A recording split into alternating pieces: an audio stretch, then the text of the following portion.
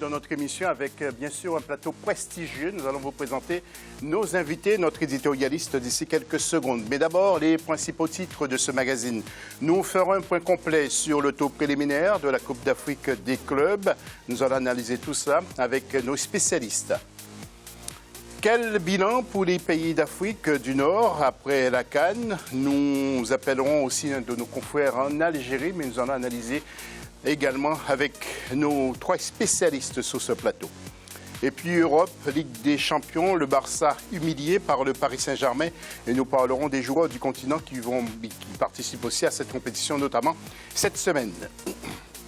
Avec nous, donc, je vous disais, sur notre plateau, Mohamed Bouguera, journaliste, il est d'Algérie. Mohamed, bonjour, bonsoir. Bonsoir à tous, bonsoir aux téléspectatrices, toujours heureux d'être ici. D'accord, j'ai retenu aux téléspectatrices, pas téléspectateurs. Et aux téléspectateurs aussi. Oui. Nous avons également Hama Imed, coach de Drancy, qui est bien connu.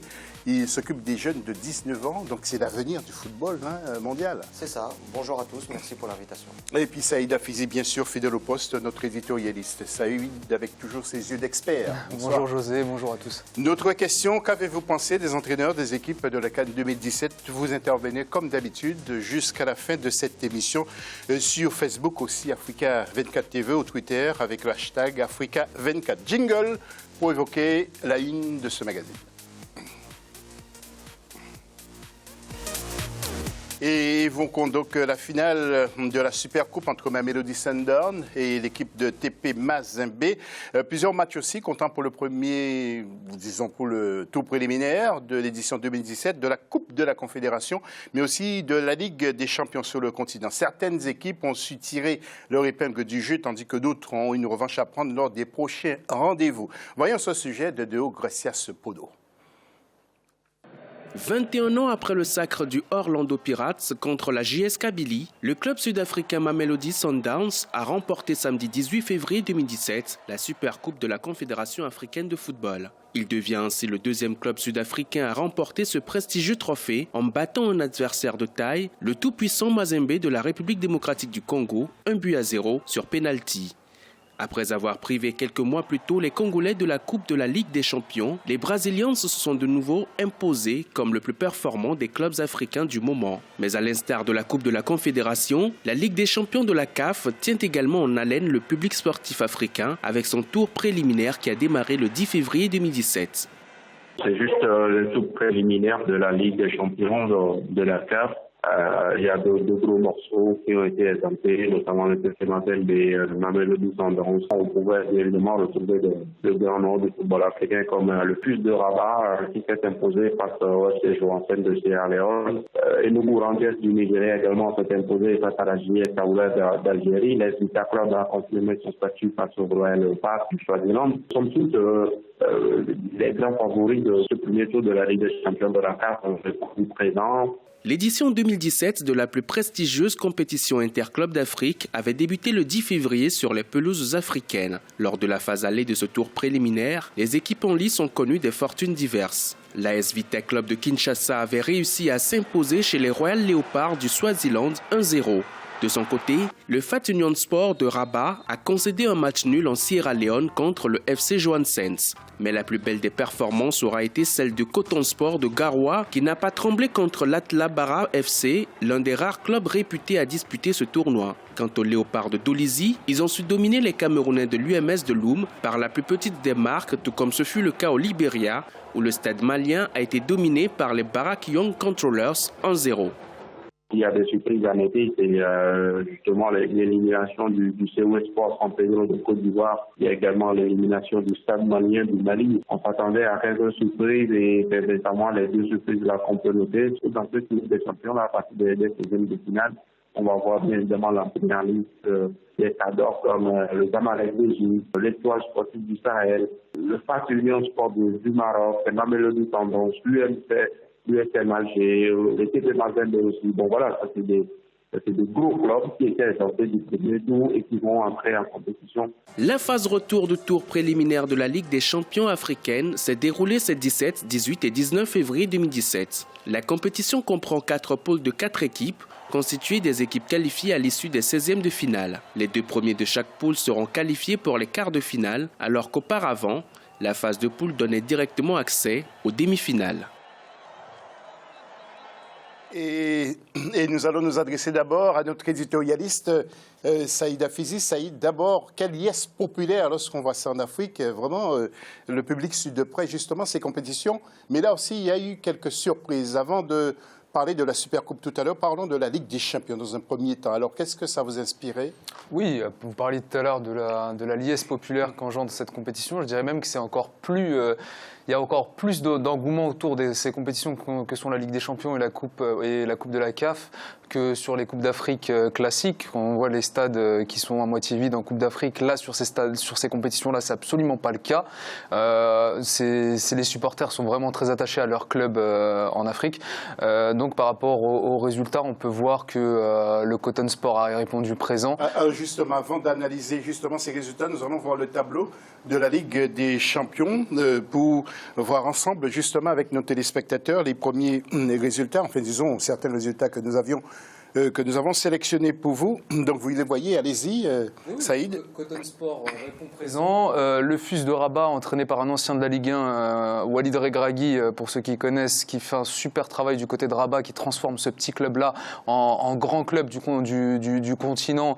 Pas encore grand club du continent, mais en tout cas grand club sur la scène marocaine, est en train de faire un travail de fond extraordinaire. Donc là, il commence à s'habituer petit à petit à la Ligue des champions africaine et à la Coupe de la CAF. Donc c'est une bonne chose. Donc ces 2 clubs-là, déjà, on les attendait au tournant, ils ont répondu présent. Donc déjà, ça, c'est à noter. Oui, alors Mohamed, je vais m'adresser à vous. Oui, qu'est-ce que vous avez retenu justement de ce tour préliminaire? Moi, j'ai un constat beaucoup plus négatif sur la Coupe d'Afrique. Je pense que le football continental est en train de mourir. Il n'y a plus d'argent économiquement, ils sont en train de mourir. Les championnats, ils ont du mal à se finir. Les Coupes d'Afrique, le niveau a baissé. L'arbitrage, j'ai trouvé ça, l'arbitrage niveau bas. Alors, l'arbitrage, par contre, il y a un côté positif parce que visiblement, on ne critique pas trop l'arbitrage africain aujourd'hui, mais peut-être aussi c'est au niveau des compétiteurs parce qu'on a le sentiment que tous y partent, ils quittent le territoire. Moi, je trouve c'est peut-être ça aussi, non? Qu'à la CAF, on a une super PME internationale qui s'appelle la CAN, qui ramène beaucoup de sous, mais que le football continental, il est abandonné. Il n'y a plus rien. Il n'y a plus de championnat. Regardez, j'ai lu les listes, Coupe de la CAF et tour préliminaire, même les gens qualifiés, les équipes qualifiées qui n'ont pas fait le tour préliminaire, où sont passés les Canons de Yaoundé, les Tonnerre Yaoundé, les Afia Conakry, Orayat Conakry, où sont passés ASEC d'Abidjan, où sont passés. Il n'y a plus. Il y a des équipes champignons qui arrivent. Tous les joueurs des équipes nationales, ils viennent d'Europe. L'Europe, en fait, elle nous livre une canne clé en main. Des entraîneurs, des joueurs, il n'y a plus de travail. Parce qu'il n'y a plus de sous. Regardez même la compétition la plus panafricaniste qui existait, c'était les Jeux africains qui étaient issus de la décolonisation. Ils ont du mal à trouver un pays organisateur, ils ont du mal à trouver des sponsors. Les championnats africains, c'est pareil. On fait un calendrier en début de saison, c'est super. Il n'y a pas de formation, il n'y a rien. Les championnats ne se finissent pas parce que les gens n'ont pas les moyens de se déplacer. Alors, juste pour finir, pour finir. Et quand on arrive on en arrive à des situations où il n'y a plus de joueurs qui s'exportent, il n'y a plus de championnat, il n'y a plus rien. Ça veut dire, regardez la dernière CAN, il n'y a plus. Il n'y a plus de joueurs, il n'y a plus de Weah, il n'y a plus de Samuel Eto'o, il n'y a plus rien. Oui, mais de toute façon, Samuel Eto'o a fait son temps. Maintenant, il faut laisser place aux autres. Oui, mais le Samuel Eto'o d'aujourd'hui, il est né à Romainville, ou il est né à Sarcelles. Oui, alors, peut-être ça nécessite une réponse de votre part, non? Je partage, moi personnellement, alors je vais sur 2 sujets différents, mais je partage un peu la vie des 2. Le premier, je rejoins totalement Mohamed, et je te l'avais dit, on en avait parlé ici, on ne voit plus les gros clubs africains comme le Canon, comme le Tonnerre Yaoundé par exemple. Depuis quelques années, le Canon est en baisse aussi. Oui, ils sont en baisse, mais justement, financièrement, c'est un peu compliqué. Et sur le deuxième sujet, c'est par rapport à ce qu'il disait Saïd, par rapport au FUS. personnellement, je suis beaucoup ce club depuis que Walid est arrivé. Et effectivement, il fait un énorme travail. À la différence, par exemple, de chez nous en Algérie, c'est qu'il y a un avantage qui est énorme au Maroc, c'est les infrastructures. Et ce qui permet aussi de former et de travailler sur un fond que nous n'avons pas. Donc, je rejoins aussi Mohamed sur le constat qui est fait sur le continent et sur le football africain. Si je peux me permettre une dernière phrase, c'est qu'en Europe, ça fait depuis 100 ans qu'on entend Juventus, qu'on entend Real, nous on a des équipes champignons, une équipe à travail, elle arrive. Regardez le Cameroun, moi qui suis fan du Cameroun, il n'y a plus que des académies qui sont faites par des Européens ou des anciens joueurs qui se présentent. Regardez les équipes du Cameroun qui se présentaient dans ces tours préliminaires. Oui, mais Mohamed, il faut quand même être conscient qu'on nous pique pas mal de joueurs aussi. On ne pique pas, c'est nous qui piquons les joueurs. Il n'y a plus de formation. Maintenant, les joueurs africains, c'est formation spontanée. Il n'y a plus, ou sinon des académies. Mais il n'y a plus le Afia Conakry qui fait une équipe. Regardez la JSK Billy, par exemple. Jamais elle se prend 3-0 Libéria en 1960, dans les années 70. C'était les gros qui arrivaient, ils écrasaient tout. À partir de quart de finale, c'était les mêmes, comme la Champions League européenne. Face à une équipe qui ne joue pas en compétition depuis un moment. Maintenant, les seules équipes qui surnagent, c'est Mazembe.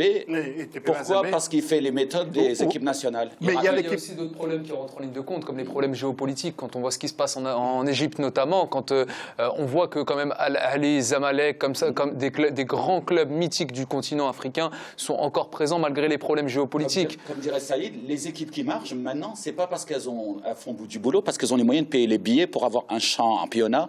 Par exemple, nous, en Algérie, on ne travaille pas.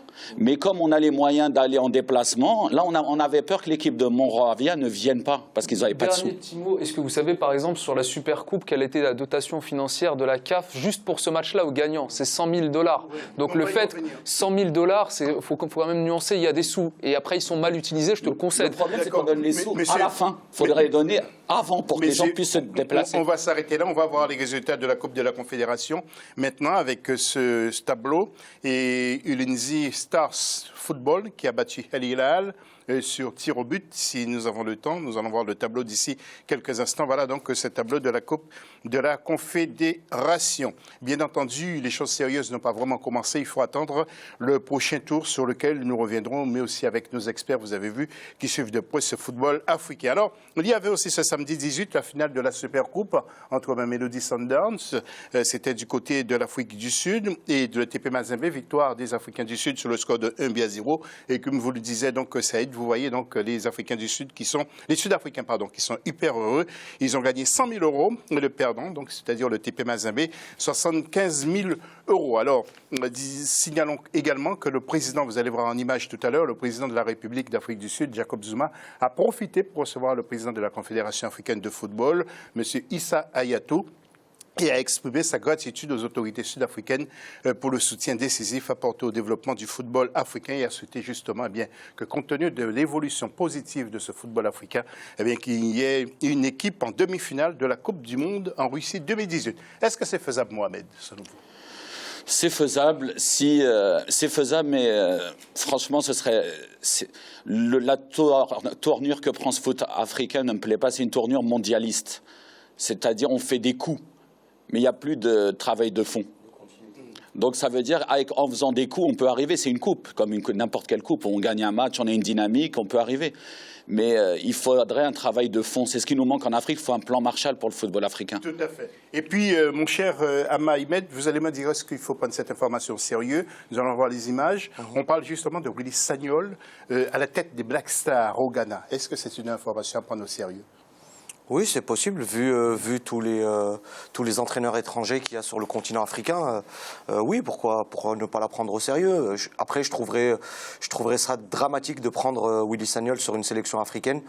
Je ne vois pas quel palmarès il a en tant qu'entraîneur. Je ne vois pas quel parcours et quelle expérience, même en club à Bordeaux, c'était très mitigé.